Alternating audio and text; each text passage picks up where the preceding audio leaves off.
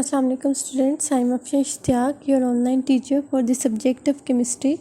Dear students, today we are going to start our lecture number 13 and the topic of discussion is general properties of acids from page number 27 of your chapter number 2. General properties of acids includes two type of properties, its physical properties and chemical properties. Before discussing the properties of acid, we will discuss the definition of acids. Acids have different definitions according to different concepts. According to Arrhenius concept, acid is a substance which dissociate in aqueous solution to form hydrogen ions. According to Lorentz concept, acid is a substance that can donate a proton to another substance. According to Lewis concept, acid is a substance which can accept a pair of electron from an other substance. So different types के जो concepts हैं उसके according हमारे पास different types of definitions हैं acids की. The most commonly use definition is acid is a substance that can give hydrogen ions on dissociations. So ये जो थी हम डेफिनेशंस को डिस्कस किए. नेक्स्ट है हमारे पास physical properties of acids. Physical properties of acids कुछ इस तरह से हैं कि acids have sour taste. Acids हमारे पास डिफरेंट टाइप्स के होते हैं. Sulphuric acids, nitric acids, acetic acids, hydrochloric acid. जो फर्स्ट नॉन एसिड था हमारे पास वो था एसिटिक एसिड. तो इस तरह से हमारे पास डिफरेंट एसिड्स हैं. तो एसिड की जो कुछ फिजिकल प्रॉपर्टीज़ हैं वो ये हैं कि एसिड्स हैव सोर टेस्ट, ये खट्टे होते हैं. Acids like citrus fruits, unripe fruits, lemon juices, oranges, lemons etcetera. They turn blue litmus red. हमने पहले भी डिस्कस किया था कि एक लिटमस पेपर होता है जिसको आप सॉल्यूशन में डिप करो तो उसका कलर चेंज हो जाता है अकॉर्डिंग टू द सॉल्यूशन. अगर वो एसिडिक है तो वो ब्लू लिटमस रेड में कन्वर्ट हो जाता है. अगर वो बेसिक है तो वो रेड को ब्लू में कन्वर्ट कर देता है. एसिड्स जो होते हैं वो कोरोसिव होते हैं इन कॉन्सेंट्रेटेड फॉर्म और एसिड्स जो होते हैं वो इलेक्ट्रिसिटी को कंडक्ट करते हैं. ये कुछ डेफिनेशन प्रॉपर्टीज़ थी हमारे पास एसिड्स की फिजिकल प्रॉपर्टीज़. अब जो है वो हम इनकी केमिकल प्रॉपर्टीज़ को डिस्कस करना चाहते हैं. केमिकल प्रॉपर्टीज़ का मतलब ये है कि एसिड्स जो होंगे वो डिफरेंट सब्सटेंसेस, चाहे वो मेटल्स हों, चाहे वो कार्बोनेट्स हों, बायकार्बोनेट्स हों, सल्फेट्स वगैरह हों, बायसल्फेट्स हों, बेसिस हों, सल्फाइड्स हों, इनके साथ किस तरह से रिएक्शन देगा और क्या प्रोडक्ट्स हमारे पास ऑब्टेन्ड होती हैं, ऐसे चीज़ों को हम क्या कहते हैं, केमिकल रिएक्शंस कहते हैं. और ये प्रॉपर्टीज़ एसिड्स की केमिकल प्रॉपर्टीज़ कहलाती हैं. तो हमारे पास 5 केमिकल प्रॉपर्टीज़ हैं. reaction with metals, reaction with carbonates and bicarbonates, reaction with bases, reaction with sulfides and bisulfides, reaction with sulfides. तो फर्स्ट प्रॉपर्टी जो हम डिस्कस कर रहे हैं वो है रिएक्शन विद मेटल्स. एसिड्स दो तरह से रिएक्ट करते हैं. अगर वो कॉन्सेंट्रेटेड हो तो वो बहुत ज़्यादा एक्सप्लोजिवली रिएक्ट करते हैं. अगर वो कॉन्सेंट्रेटेड नहीं है, वो डाइल्यूटेड एसिड्स हैं, तो वो इतने ज़्यादा एक्सप्लोजिवली रिएक्ट नहीं करते, वो मॉडरेटली रिएक्ट करते हैं. एसिड रिएक्ट विद मेटल्स जो होती हैं अबाउट 80% जो हमारा पीरियोडिक टेबल है वो मेटल्स ही हैं. Sodium, lithium, potassium, rubidium, scandium, titanium, vanadium, chromium, manganese, iron, cobalt, निकल, कॉपर, जिंक, ये सारी की सारी हमारी क्या है, मेटल्स हैं. तो मेटल्स के साथ एसिड जो होता है वो बहुत ज़्यादा एक्सप्लोजिवली रिएक्ट करता है like sodium, potassium and calcium. लेकिन अगर डाइल्यूटेड एसिड हों जैसे HCl और H2SO4 को हम डाइल्यूट करके यूज़ करें तो वो क्या करेंगे, मॉडरेटली रिएक्ट करेंगे मेटल्स के साथ, जैसे magnesium, zinc, iron and aluminium, उनके साथ वो साल्ट्स प्रोड्यूस करेंगे. एसिड्स जब भी मेटल्स के साथ रिएक्ट करते हैं तो वो हाइड्रोजन गैस को लिबरेट करेंगे. हम यहाँ पे जितने भी केमिकल रिएक्शन स्टडी करेंगे इसमें हम देखेंगे कि हर केमिकल रिएक्शन में एक साल्ट प्रोड्यूस होगा, साथ में एक गैस इवॉल्व होगी और हर रिएक्शन की अपनी स्पेसिफिक गैस होती है जो इवॉल्व होती है. तो जब एसिड्स मेटल्स के साथ रिएक्ट करते हैं तो वो हाइड्रोजन गैस को लिबरेट करते हैं. सबसे पहले है हमारे पास जिंक, Zn. जिंक जब सल्फ्यूरिक एसिड के साथ रिएक्ट करता है, जिंक प्लस H2SO4. हमने 9th में पढ़ा था कि केमिकल फार्मूलाज को लिखने के कुछ तरीके होते हैं, क्रॉस एक्सचेंज मेथड होते हैं. तो जब भी हम कोई केमिकल रिएक्शन लिखते हैं तो सबसे पहले हम उसके पॉजिटिव और नेगेटिव आयंस को सेपरेट करते हैं. तो यहाँ पे अगर आप देखें तो जिंक क्या है, पॉजिटिव है, Zn2 पॉजिटिव होता है. सल्फ्यूरिक एसिड H2SO4, ठीक है. H positive, sulphate negative, 2 negative. ठीक है, अब आप देखें जिंक पॉजिटिव है, हाइड्रोजन पॉजिटिव है, सल्फेट नेगेटिव है, तो पॉजिटिव और नेगेटिव क्या करते हैं, कंबाइन करते हैं।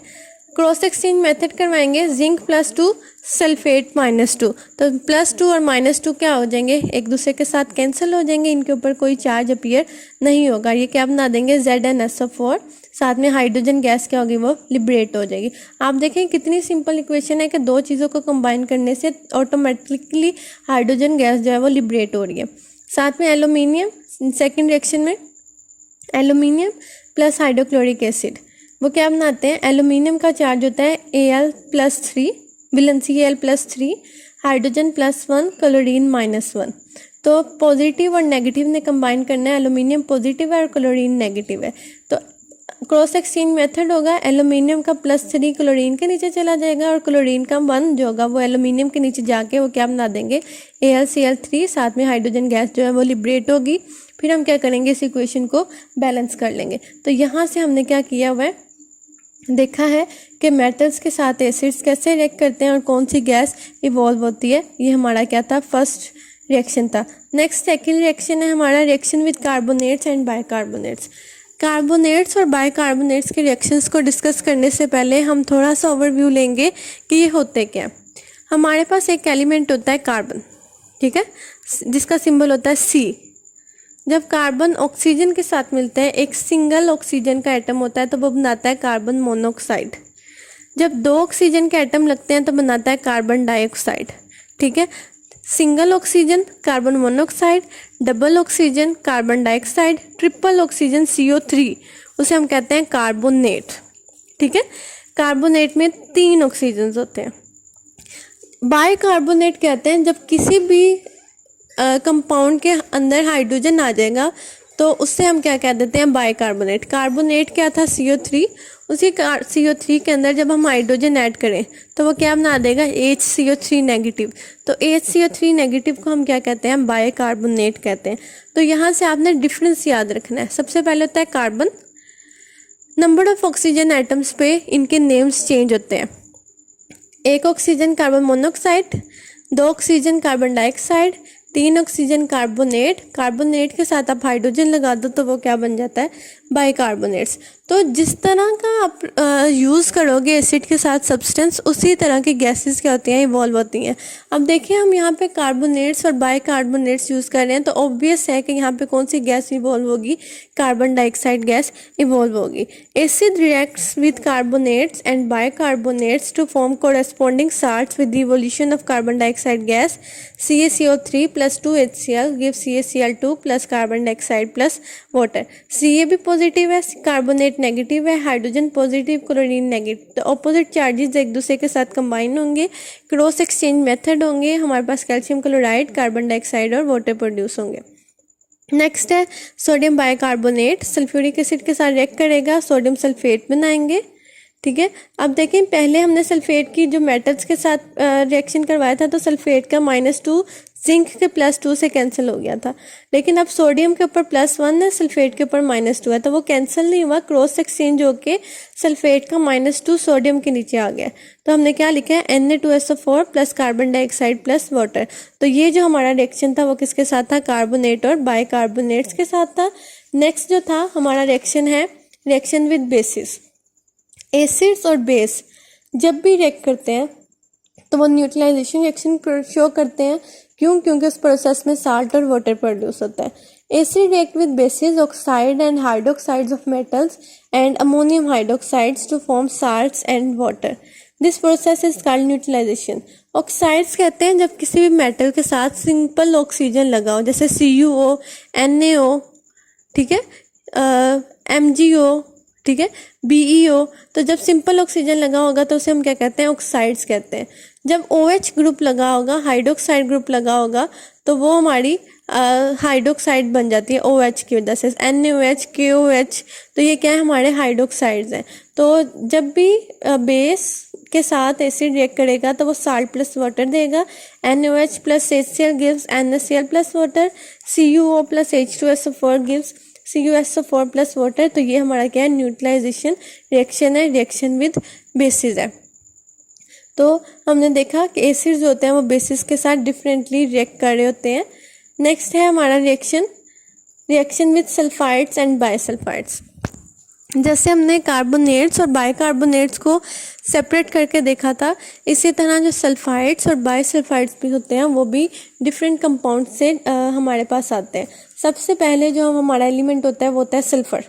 ठीक है, सल्फ़र, इसके अंदर भी ऑक्सीजन के एटम्स की वजह से नेम्स जो होते हैं वो चेंज होते हैं। सल्फ़र होता है सबसे पहले S, सल्फ़र के साथ 2 ऑक्सीजन लग जाए सल्फ़र डाइऑक्साइड, सल्फ़र के साथ 3 ऑक्सीजन लग जाए सल्फाइड्स, सल्फ़र के साथ 4 ऑक्सीजन लग जाए सल्फेट्स,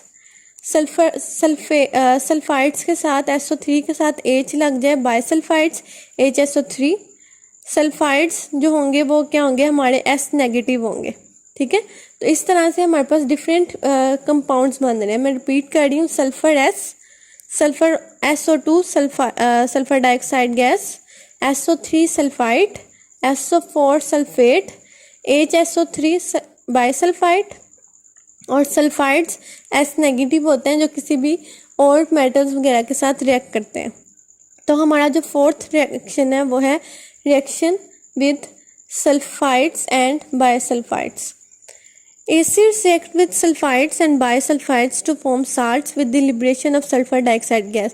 ये क्लियर है नेम से ही कि अगर सल्फाइड्स और बाइसल्फाइड्स हैं तो वहाँ पे जो गैस सल्फ़र के कंपाउंड्स यूज़ कर रहे हैं तो वहाँ पे जो गैस इवॉल्व होगी वो सल्फ़र डाइऑक्साइड होगी।